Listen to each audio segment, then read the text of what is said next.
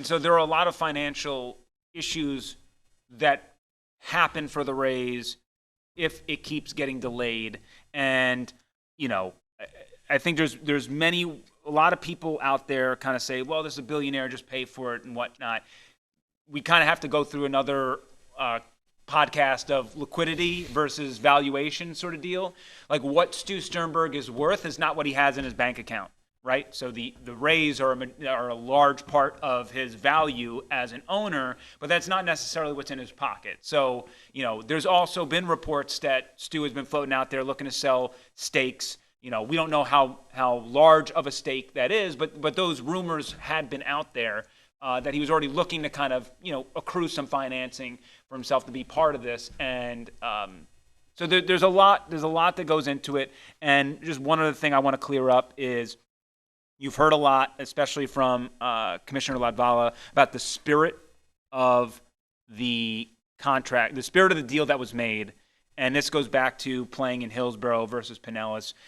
In the current deal, if it gets passed, when that deal triggers, if a hurricane were to hit, the Rays would be obligated by the contract to look at Pinellas County first. And they would have to sort through all those options before playing elsewhere. On the current contract, that is not a part of the deal. So when Commissioner Latvala goes out there and says the spirit of the deal is that you would be playing in Pinellas County, or you would make Pinellas County a focus, you just signed this deal months ago, and then you're kind of not doing that now, that's where he's coming from. Legally speaking, it holds no water because there's a current deal in place, and they have the right to do that. So take of it where you stand on the spirit of the deal, not the spirit of the deal, but that if you hear that, that's where it's coming from. Yeah, and what's going to be interesting with this, I think, is that deadline, how tight they are to it in March, because, the Rays can say what they want about cost overruns, but that is built into, if you're anticipating this getting pushed back further. Obviously, they can't go through some of the steps they wanted to go through at this point in the year, which was, housing some of these employees working on the project, finishing up designing, making sure there could be, shovels in the ground, so to speak, in January, which is clearly looking like that's not going to be the case, especially impacted by the fact that if they do repair Tropicana Field and have to get that project going first to make sure that's in time for opening day potentially. So there's a lot of play there. And there's a big question of whether here's the question that I really have in all of this is Pinellas County, they're worried about spending this money, which again is very narrowly focused. It cannot be used for people's homes. It cannot be used to, fix up streets. It can fix trolleys that help tourists out, but it can't fix up streets for everyday commuters. It can only be used for tourism means. So it's a very narrowly focused thing where the majority of that money is coming from people outside the county. Not, nobody, unless you're staying at an Airbnb, at a beach town locally by, your money isn't coming from that. So a lot of that is coming from outside of the area. If the county commission wants to play this game, they are putting the city of St. Pete in a terrible spot. Like that, as far as the county being responsible for its constituents, the city of St. Pete is a large portion of their constituents, isn't it? Is it not? Yeah, it is for many of these commissioners. But at the same time, I think, what some will tell you who represent the areas of the beaches say the number one economic driver of tourism in Pinellas County is the beaches. That's just a fact. Mm-hmm. So that's where they want to put their money. And when we go to that conversation, because I want to take it back a little bit, talking about this money that they're going to need to be spent on the beaches post-hurricane. So the beaches were already at a level where they needed more work done. There was projects going on at Pass Grill, other ones kind of routinely. There's been a hang-up with the Army Corps of Engineers in this easement dilemma that they've been trying to work towards, trying to get federal support in so they can do more work at areas like Indian Rocks Beach. And then after the hurricane, I think they estimated that the damage to the beaches and everything that it would take to get them back to where they want to go, because not only it's gives people a spot to hang out, tourism. It's also a protection, natural barrier from storm surge and things that can come from storms. So it's $130 million. That's the cost that it would take. Now, the reason you're hearing a lot of these commissioners say, hey, we need to take a step down and kind of see this thing out and make sure we have all our financials in order is because of that cost. And one, they don't know how much is going to be, taken care of at the federal level, at the state level. Obviously, they'll be able to get some help, I assume. But how much of that $130 million is going to be coming out of the county's pockets, so to speak, out of that fund? So they need to figure that stuff out, and that's what I've been hearing from all of them. We need to make sure we have the money for that, and then we also have the money for this stadium project if it comes down to it. Now, the chair, Kathleen Peters, said that based on their projections right now, based on everything they know at this point, that they will have enough money for both these projects if it comes down to that. One of the things she mentioned, we asked, did tourism take a hit because of the hurricanes? And it did, obviously. A lot of the beach areas were closed and things like that, but hotels, Airbnbs, they've all been packed with people who had to find another place to live. So they're not paying the higher rates that, some tourists would be coming in because they weren't allowed to, raise them based on capacity levels because of the hurricane and after the storm kind of things. But all these beds, so to speak, are filled. They're still collecting these tax. Their projections, they said at this point in the year, is right on pace for what they expected. We can learn more about that at the Tourism Development Council meeting that's going to happen the day after this county meeting. So that's part of the reason why I think this is going to delay, because they're going to look to that TDC meeting the day after, gather more information from that, really figure out these financials, and that's why I expect a delay, at least at the county level, Tuesday. And then going back to why the county would be putting the city of St. Pete in a really big bind, on top of everything we just mentioned right there, you got to remember the development. Stu Sternberg still has development rights to that area and could still pursue development in that area just without the stadium. Take the team in the stadium elsewhere and still have a stake in the land. So there is a scenario, and we need more of these questions answered, to be honest, but there is some sort of scenario where Stu Sternberg and his cohort are still making money on the land with no Tampa Bay Rays here, which is why it's complicated, because it's not like you say no and you kind of put them in a position of like leave or stay. They could do both theoretically, right? Yeah, it's definitely possible. And when we talk about what the county is spending money on, those $300 million plus with interest is only going to building the stadium. It has nothing to do with the surrounding, 50 acres or whatever. So it's an 86-acre gas plant district that's going to be totally revamped, redeveloped under this deal. The money from the county, and the only thing they're paying for is the stadium itself. Yep. The rest of it is through land sales through the city. Like you said, that would be acquired by a company Stu Sternberg would be the technical owner of. So they would own the land with this development group, Hines, to redevelop it. But like I said, would that happen without the stadium as the anchor? Who knows? And there's a lot of litigation that I'm sure would come from both parties. Yep. So there's a lot of money that would be spent regardless. It just might, the city or the county might get no return on investment. Like they might just have to pay a bunch of money. The trop's not fixed, and they get out of legal. There's a slippery slope here, and which is again part of I think the Rays' leverage in this situation is that it's very murky on how you move forward because it's not just done. There are levels to this, and there are layers. And for everyone who wants to talk about okay, like Tampa step up, I want to just tell you that if Tampa was going to be the home of the Rays, it would have happened by now, okay? Tampa, it's not that Tampa's not interested in the Rays. Tampa is not going to bend over backward for the Rays, all right? Tampa already houses the Lightning. They house the Buccaneers. Ray J is going to need a facelift in some regard, if not a new stadium. We don't know. No one's really spoken on that. We'll save that for another discussion. But Rays are certainly not jumping ahead of the line of those two if they are, if they have needs, because those have been tenants in the area for a long time. I think the mayor in the past has had conversations with the Rays, has presented a deal to the Rays, but it is not going to be some sort of sweetener in there. They're gonna pay top dollar or expected market price.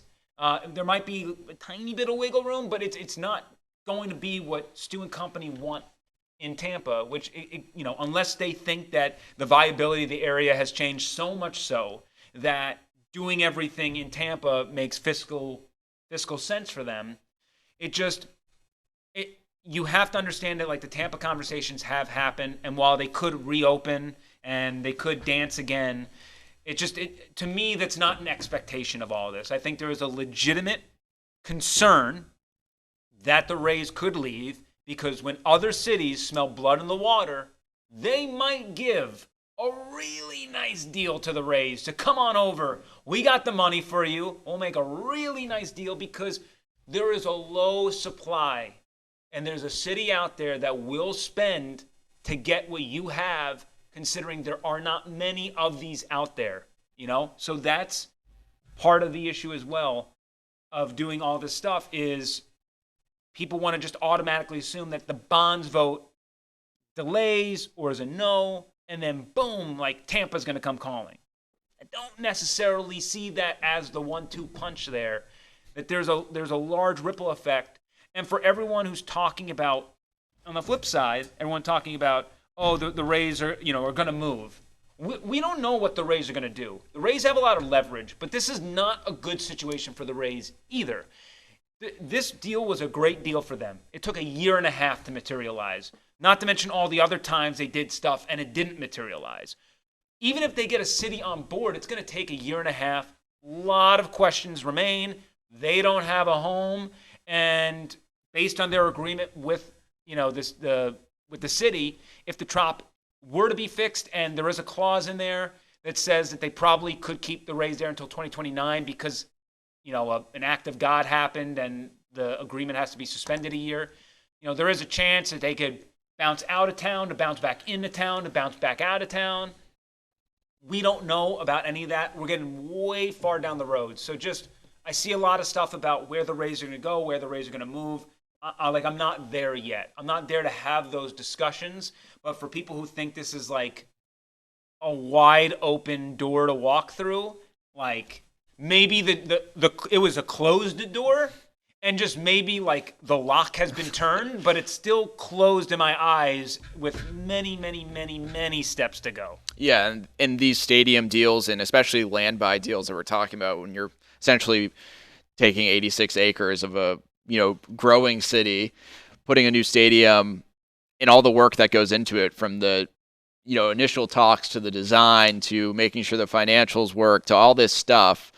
We're talking about an over 2-year process on just this deal alone, not to mention the one where they had the developer on board, but it didn't quite work out. Yeah. New mayor comes in, Mayor Welch puts him back up for proposals again, gets the new bidders, new developers, gets the Rays on board. Like, this was a huge, strenuous process to get here, the furthest it's ever been for the entire time the Rays have been talking about needing a new stadium.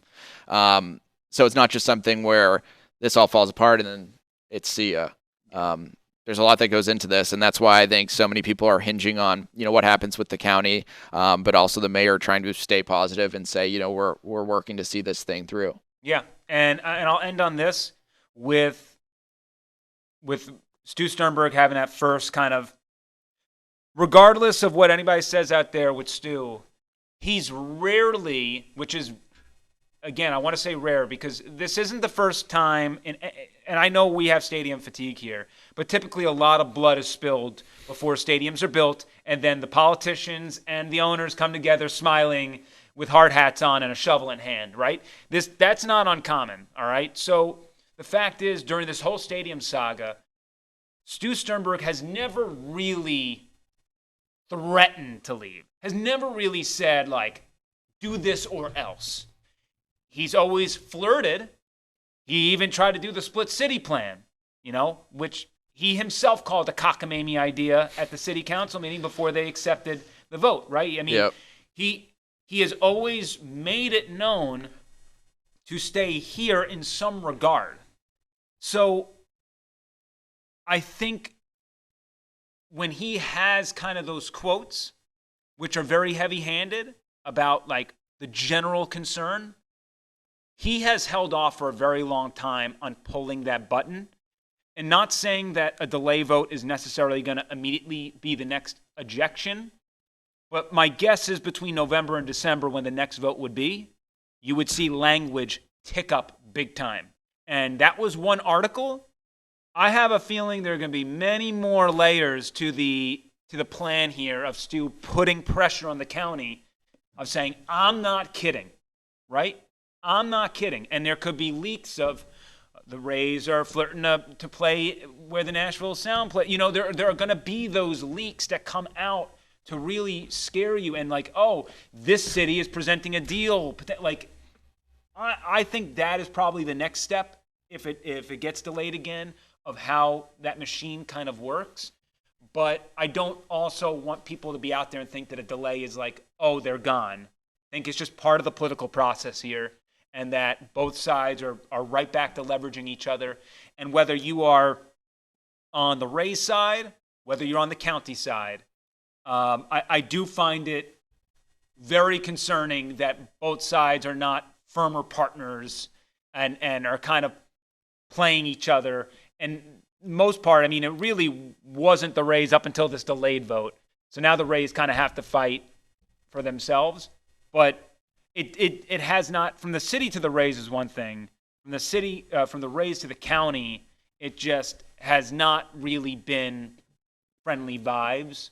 It was all peachy before this all happened.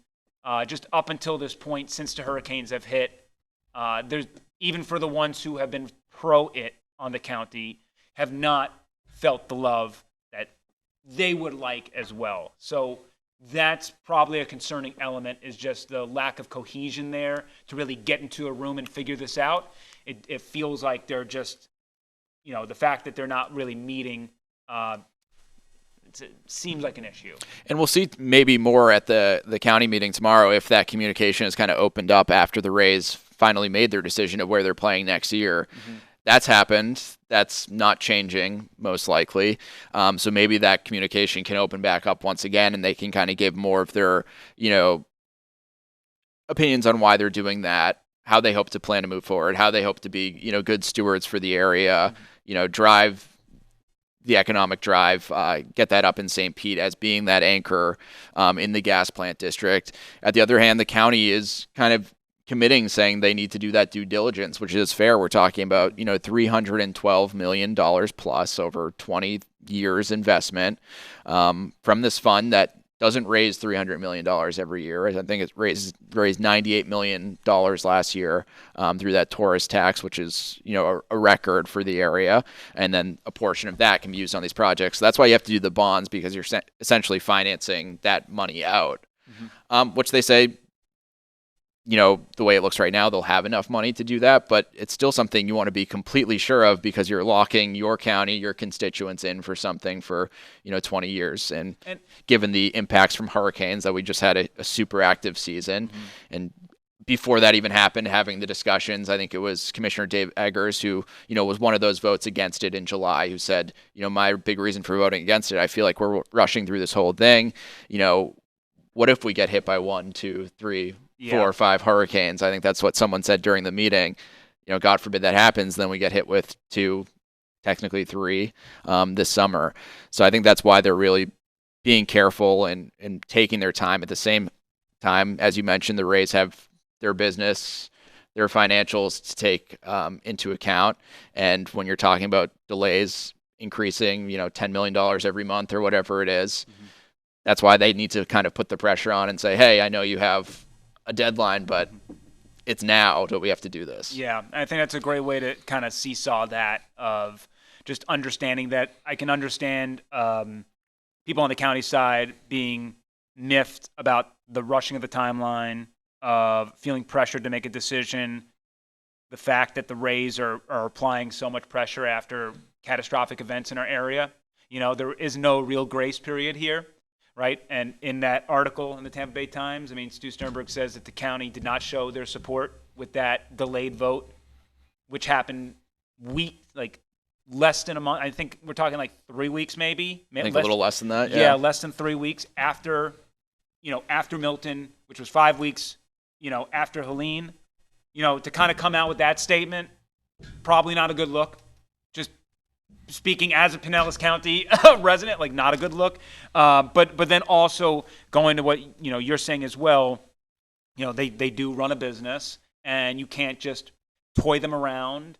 Especially not only their business, but Major League Baseball too, which is a much bigger entity than the county can take on. So there are powers that be well above what Stu might maybe want, even though the commissioner works for Stu Sternberg and the other owners. But they're experts in game planning, and they got a lot of money behind them to figure out a great game plan too. And as you mentioned that too, I want to bring up one of the other things besides the cost overruns they're talking about is needing to secure a certain loan from MLB, who is going to help with this project as well. There's a deadline for that. They need to have certain things done before they can get that done. So that's kind of why they're trying to push this timeline faster. Correct. And the one thing, again, so that's while I gotta say that it seems a little bit out of bounds from the Rays to not be as communicative, to kind of for Stu to have that quote in the Tampa Bay Times, where it objectively doesn't feel like they're showing any grace, during this time, and financials say otherwise. The county commission hasn't really proposed kind of a what if statement if they leave. Like, what's the county going to do if the Rays leave? Like, that is a significant amount of tourism dollars, and everyone can joke out there about the attendance and the 6 people that show up. It's not that. The fact is, people do come across the bridge, a lot of out-of-towners come to games. I mean, you can see the opposing team's jerseys in the stands. It's true. I mean, we are, a lot of tourists come to our area. They want to see those games. They build trips around those games. So whether they're wearing a Rays shirt or not, it does promote business, hotels. They provide people, and they are one of the more significant, after obviously our beach towns and all the beaches. They are one of the more significant drivers to St. Petersburg. And if you remove them from the equation, I want to know what the county thinks. Are you just going to put up some high-rise condos and at fair market value? Like, what is that going to do for the long-term sustainability of the city of St. Pete? Those are debates to have amongst yourself. But I have not heard really in the dissension of anything of like, what if the Rays really do leave, and is that good for the city? Maybe it's not like the deal you want. Maybe fiscally it makes no sense to do what you think is happening out there. But is it good for the city for the Rays to leave? Do you want to call that bluff? Personally, I wouldn't. I wouldn't want to call the bluff, but I'm not the one making the decisions. So that's just my own aside there of kind of being confused in both worlds of kind of saying, in the end, it's really hard to see the world, and this is why we kind of had the discussion here for as long as we've had it, for nearly an hour, because it's nuanced, and that's what we hope that we could have provided here. It's just some discussion about what's at stake, why is at stake, why we're here, what the next steps are, because to think that this is black and white would be quite naive. There's a lot in play and a lot of layers, and maybe there's some part of this stuff where you're pro-county and some part of this stuff that you're pro-Rays, and hopefully when digesting that information, you can make an informed opinion of where you stand on this. Aaron, do you have any other thoughts surrounding this stuff and what potentially is coming down the chute? Well, I just say it's not a done deal anymore like we once thought in July, but the deal's not done. I think that's important to note. There's still stuff to work through. You're going to hear stuff from people on both sides of this argument right now who want to get their side to be the vocally dominant one. I think there's a lot to work through, and I think, definitely the county level, these commissioners are interested in working through and seeing what can happen. Now, where does that end up? We don't know. We'll probably see more of where that conversation's heading at this meeting at the county level, and then, of course, at the city level, they're kind of trying to figure out their whole thing, to figure out the Tropicana field, if and how and when they're going to invest this money to fix that up and make sure the Rays have a place to stay for the next 2 seasons after next year and maybe 3 after that, depending on what happens with the stadium situation. So like you said, there's a lot of moving parts, and it's like every side has to wait for the other one to act, but they can't act without the other side acting. So it's kind of just shuffling of the chess pieces around. It's The Office. Yeah, it's the Office standoff meme. Yeah. So again, thank you for listening to us. Continue to follow us, 10tampabay.com, 10tampabay plus. Your Twitter handle is Just my name, Aaron Parseghian. Okay. Tough to spell, easy to say. And then I'm at Closky, WTSP. We're constantly chiming in on this stuff, and certainly Aaron will be all over the bonds commission meeting tomorrow, and then also potentially the other ones to follow. But continue to check us out. And if you have any questions, please, you can ask us. If you're watching on YouTube, write it underneath in the comments. You can find us on social media. Send us a comment as well, a question. We'd love to answer anything you have out there. Just please be respectful in the process. But we're here to be at least advocates of information for you in this process that is very, very complicated.